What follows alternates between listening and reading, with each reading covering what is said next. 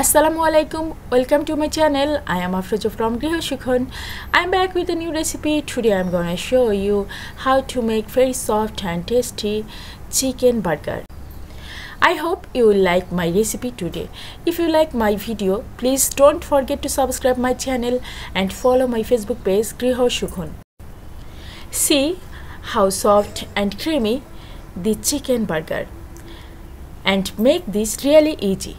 We know the food that is made in home is very healthy and delicious to eat. Younger to older, everyone in the family likes this chicken burger. It contains a lot of chicken and mayonnaise and is therefore very tasty to eat. I'm making a lot of chicken burgers today, some for my family and some to sell. After watching this video, you can easily make chicken burger like me. And you can eat many healthy chicken burger at home. I love reading your message, so please leave me a comment and I will do my absolute best to get back to you. On my channel, you will find a collection of my favorite meals and dessert. Join me and subscribe. So without any further delay, let's get into the video. বার্গারের যে বোনটা আমি use করেছি সেটা যেভাবে তৈরি করা হয় দেখেন, এখানে 3 কাপ কুসুম গরম দুধ নিয়েছি, তার মধ্যে পরিমাণ মতো লবণ আর দিয়ে দিলাম 2 টেবিল চামচ চিনি। এখন এটাকে ভালো মতো মিশিয়ে নিব আর এরপরে এখানে দিব 1 চা চামচ ইস্ট। চিনিটা এখানে দিতেই হবে, কারণ চিনি না দিলে ইস্টটা কাজ করে না, তাই আপনাকে অবশ্যই ইস্ট দেওয়ার আগে চিনিটা দিতেই হবে। দিয়ে দিলাম 1 চা চামচ ইস্ট। আর এখানে আটার পরিমাণটা আমি ওভাবে বলতে পারছি না, যতটুকু লাগবে ততটুকু। এটা আপনি আটা দিয়েও তৈরি করতে পারবেন, ময়দা দিয়েও তৈরি করতে পারবেন। তো এখন এটাকে ভালো মতো মথে নিতে হবে। মথে নিয়ে তারপরে এর উপরে কিছুটা তেল দিতে হবে, যে কোনো ধরনের রান্নার তেল আপনি ইউজ করতে পারেন, আমি এখানে অলিভ অয়েল ইউজ করেছি।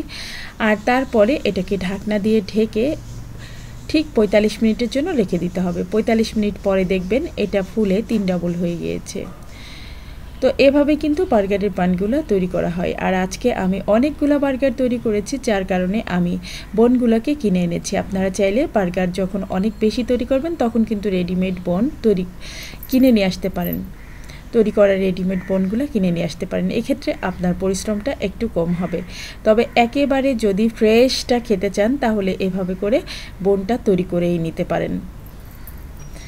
আমি তো রেডিমেড বোনটা কিনে নিয়ে এসেছি, শুধু আপনাদের বোঝার স্বার্থে আমি এই ভিডিওটা শেয়ার করলাম যে কিভাবে বোনগুলো তৈরি করা হয়। তবে আজকে আমি এই বোনটা তৈরি করিনি, আজকে আমি রেডিমেড বোনটা কিনে নিয়ে এসেছি। তবে আপনারা এভাবে সুন্দর করে বোনটা তৈরি করে নিতে পারেন, এতে করে আপনারা আরও ফ্রেশ বার্গার খেতে পারবেন। আমি আজকে যে বোনটা ইউজ করেছি সেটা হচ্ছে ফুয়াংয়ের বোন। এটা হচ্ছে ওরা বার্গার বোন হিসাবে বিক্রি করে, আপনারা চাইলে সেটাও ইউজ করতে পারেন যখন অনেক বার্গার তৈরি করবেন। আর এখন এটাকে আমি একটা নাইফ দিয়ে কেটে নিচ্ছি। নাইফ দিয়ে কেটে নেওয়ার কারণে খুব সহজে এটাকে খণ্ড খণ্ড করা যায় বা টুকরা টুকরা করা যায়, আর হাতেও লাগে না। এখানে একটা বেকিং ট্রে নিয়েছি আর সেটাকে আমি আগে থেকে অয়েল ব্রাশ করে রেখেছি, আর তার উপরে এই বোনগুলোকে আমি রেখে দিচ্ছি। এভাবে বোনগুলো বানিয়ে ট্রের উপরে 25 থেকে 30 মিনিট আমি এভাবে রেখে দিব। এর মধ্যে এই বোনগুলো আরও ফুলে উঠবে। তারপরে এর উপরে ডিম ফেটিয়ে ব্রাশ করে নিয়েছি। একটা ডিম ফেটিয়ে ব্রাশ করে নিয়ে তারপরে 180 ডিগ্রি সেলসিয়াস তাপমাত্রায় জাস্ট 20 থেকে 25 মিনিট বেক করলেই আপনার এই বোনগুলো তৈরি হয়ে যাবে। তো এরপরে আমি কিছুটা গলানো বাটার এর উপরে ব্রাশ করে দিলাম। তো ব্যাস এভাবেই আপনি বার্গারের বোনটা তৈরি করে নিতে পারেন।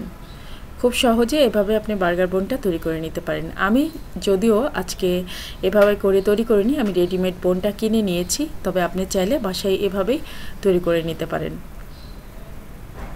শুধুমাত্র আপনি যেন বাসায় তৈরি করতে পারেন বোনটা, সেটার জন্যই আমি ভিডিওটা শেয়ার করলাম। তো এখন আমি চিকেন যে চাপটা তৈরি করেছি সেটা কিভাবে তৈরি করেছি সেটা এখন আপনাদেরকে দেখাবো। চিকেন চাপটা তৈরি করার জন্য আমি নিয়েছি এখানে ছোলার ডাল, মুরগির মাংস আর যে মশলাগুলো নিয়েছি দেখেন সব পরিমাণগুলো আমি দেখিয়ে দিয়েছি আপনাদের। এভাবে করে আপনারা চিকেন চাপটা তৈরি করে নেবেন। চিকেন চাপটা এভাবে করে তৈরি করে নিলে বার্গারটা খেতে আরও বেশি মজা হয়। এই চিকেন চাপটার কারণে কিন্তু বার্গারটা বেশি টেস্টি হয়। আর এখানে আমি বার্গার তৈরিতে যে মায়োনেজটা ব্যবহার করেছি সেই মায়োনেজের রেসিপিও কিন্তু আমি আপনাদের সাথে অলরেডি শেয়ার করেছি। তো মায়োনেজের রেসিপিটা আমি ডেসক্রিপশন বক্সে দিয়ে দিব, আপনারা চাইলে দেখে নিতে পারবেন। আমি এই বার্গারটা তৈরি করার জন্য যে মায়োনেজ ইউজ করেছি সেই মায়োনেজটা হচ্ছে গার্লিক মায়োনেজ। তো গার্লিক মায়োনেজ আমি রেসিপিটা আপনাদের সাথে ডেসক্রিপশন বক্সে দিয়ে দিব, সেটা আপনারা দেখে নিতে পারবেন। আর দেখেন চিকেন চাপটা আমি যেভাবে তৈরি করেছি এখানে কিন্তু আমি আপনাদের ডিটেল দেখিয়ে দিচ্ছি।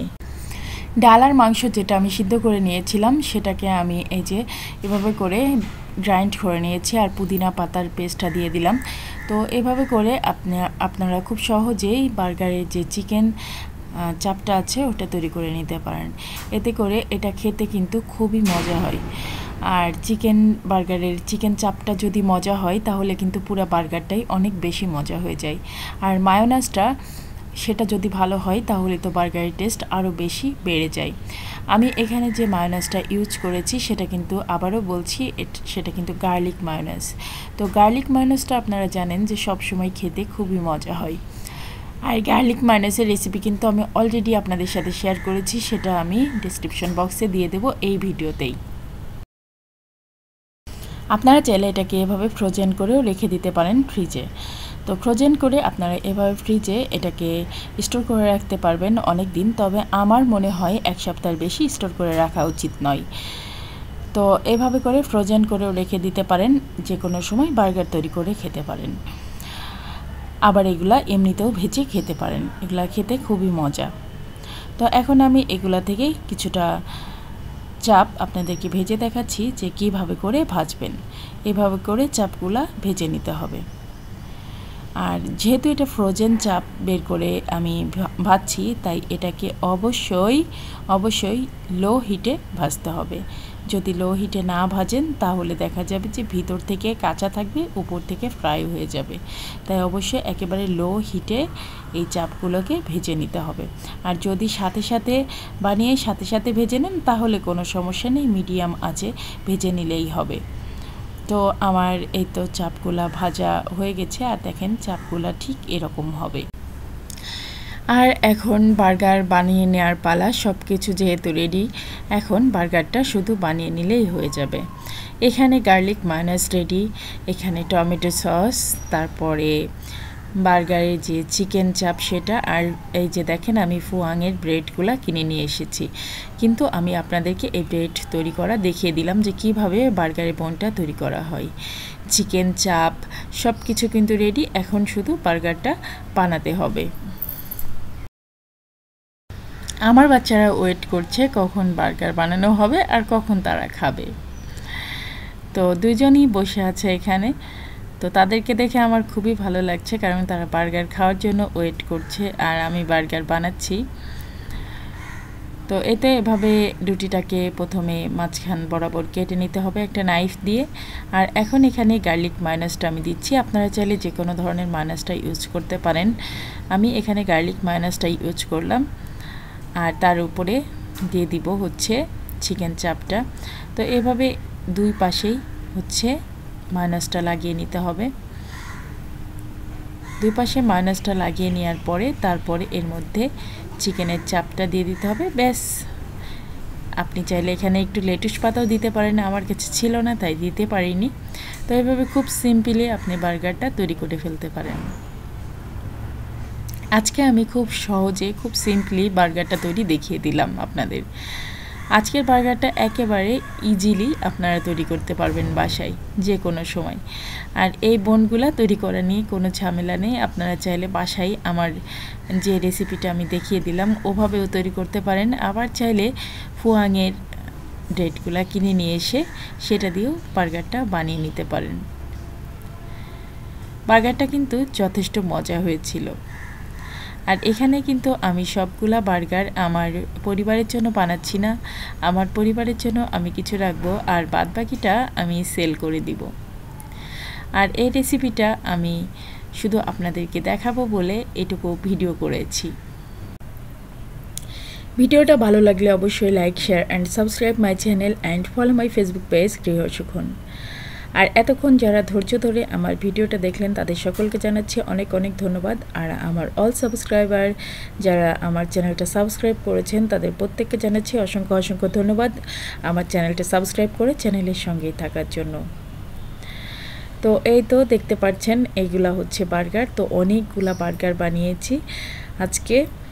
আর এখন এই বার্গারটা খেতে কেমন হয়েছে সেটা একটু খেয়ে দেখা যাক। যেহেতু আমি বানালাম আমাকে তো একটু খেতে হবেই। আর এই বার্গারটা খেতে আমার কাছে ভালোই লাগে, আমার কাছে কিন্তু এই বার্গারটা খেতে মন্দ লাগে না। আর আমার বাচ্চারা খুব পছন্দ করে এই বার্গারটা। তো এখন একটা বার্গার আমি নিলাম, এখন আমি এটাকে খাবো। তো সত্যি খুব মজা হয়েছে বার্গারটা, আমি যেহেতু খেয়েছি আমি তো জানি। আর এখানে যে মায়োনেজটা ইউজ করা হয়েছে গার্লিক মায়োনেজ, যার কারণে বার্গারের টেস্টটা আরও বেশি ভালো হয়েছে। তো বার্গারের টেস্টটা আসলে ডিপেন্ড করে মায়োনেজের উপরে আর চিকেন চাপটার উপরে। তো এই তো খেলাম, খুবই মজা হয়েছে বার্গারটা। নিজে হাতে তৈরি করা খাবার খেতে আসলে অনেক ভালো লাগে, অনেক স্বস্তিও লাগে। তো সবাই ভালো থাকবেন, সুস্থ থাকবেন, নিরাপদে থাকবেন, আমার বাচ্চাদের জন্য সবাই দোয়া করবেন। তো আজকের মতো আমি আমার ভিডিওটা শেষ করছি। আল্লাহ হাফেজ।